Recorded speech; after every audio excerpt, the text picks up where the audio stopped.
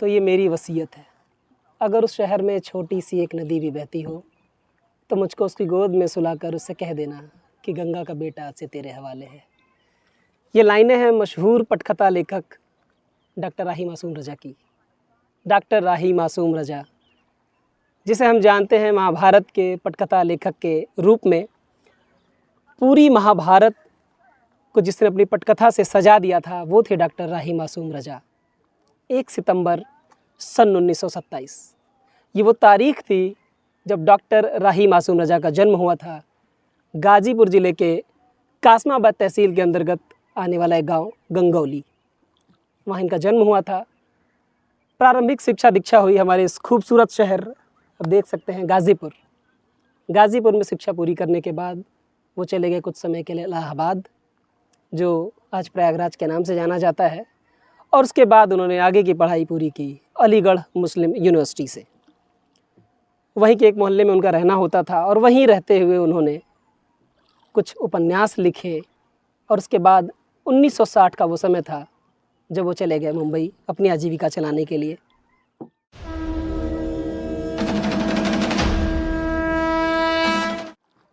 मुंबई पहुंचने के बाद उन्होंने फिल्मों में स्क्रिप्ट राइटिंग का काम शुरू किया। शुरुआती दौर में बिंदी और बंदूक, पत्थर और पायल फिल्म के डायलॉग लिखने से डॉक्टर राही मासूम रज़ा को पहचान मिली।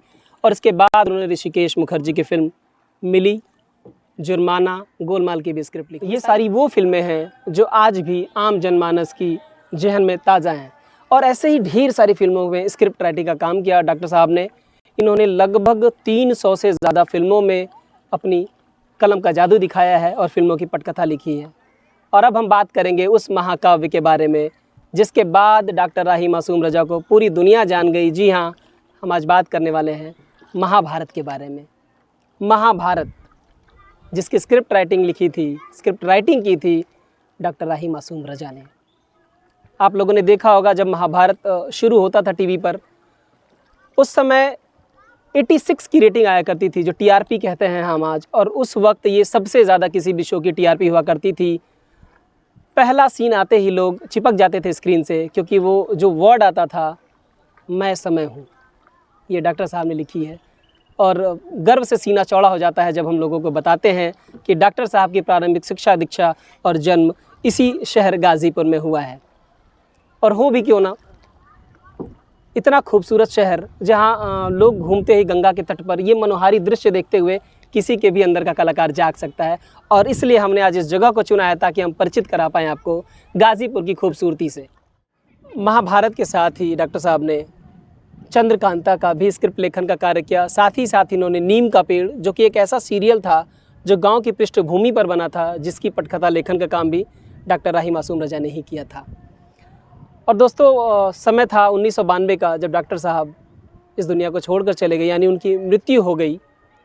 हालांकि सन 1960 से वो लगातार मुंबई में ही रहे और उनका अंतिम संस्कार भी मुंबई में ही किया गया। हालांकि उनकी इच्छा थी, जैसा कि मैंने अपनी पहली लाइन में बताया आपको, वो चाहते थे कि उनकी मृत्यु अगर कहीं बाहर हो तो उन्हें लाकर गंगा में प्रवाहित किया जाए, ऐसा उन्होंने बोला था।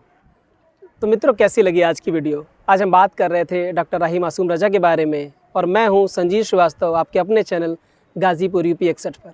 अगर आज की वीडियो अच्छी लगी हो तो लाइक करें, कमेंट करें और सब्सक्राइब करना ना भूलें।